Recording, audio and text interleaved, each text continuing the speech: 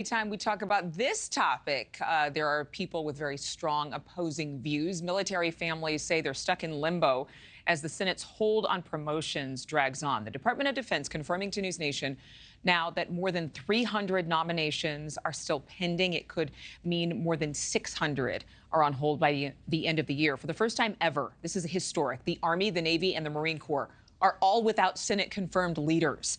Alabama Senator Tuberville has been blocking the nominations in protest of the Pentagon's abortion and reproductive care policies. And we've just seen one of those latest leaders from one of our military branches decided to resign at a time like this. Stephanie Haynes is live right now.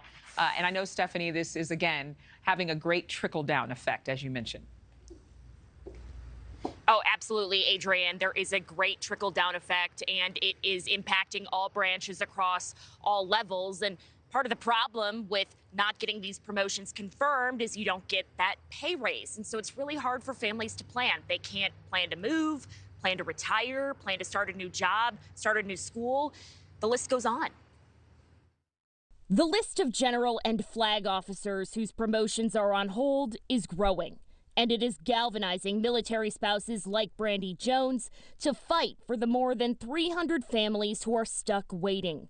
Those who are affected by this promotion immediately were thrown into chaos. They had made the plans, they prepared, but then all of a sudden they didn't have that address to register their child in school. They didn't have the ability to proceed with a new job because they weren't going to now PCS to the next location. She and others went to Capitol Hill to voice their concerns to Alabama Senator Tuberville. He is holding out on confirming these promotions in protest of a new Pentagon policy, which may allow time and reimbursement for service members to travel to seek reproductive care, including abortions. The senator says this violates federal law. The Pentagon says they consulted with the Department of Justice and it is legal. And it says the consequences of this standoff could be serious. At a time when we're facing the threat of Russia and Europe, the growing pacing challenge of China, Iran, North Korea, we need our Senate-confirmed leaders in these positions to do exactly what they are there to do, to lead. In a letter to Defense Secretary Lloyd Austin last month, Senator Tuberville wrote, quote, "I remain strongly opposed to this immoral policy and believe its development and implementation run afoul of legal authority granted to the executive branch." His office says more than 5,000 veterans and service members have signed a letter showing support for his initiative. He's a champion to many people for saying, I am going to follow the law and I am going to insist you, the best representative of our nation, the United States military, do the same. If this drags on, what do you fear most?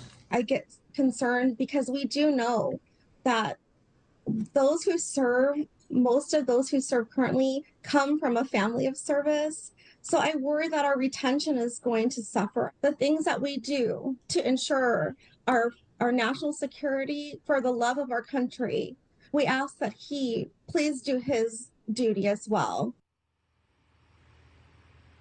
And how this usually works is the Senate confirms these nominations, these promotions in big batches and big groups, but that has to be unanimous. So theoretically, the Senate could approve these nominations one by one, but that would take a lot of time, and the Senate hasn't come back yet. They don't come back until after Labor Day.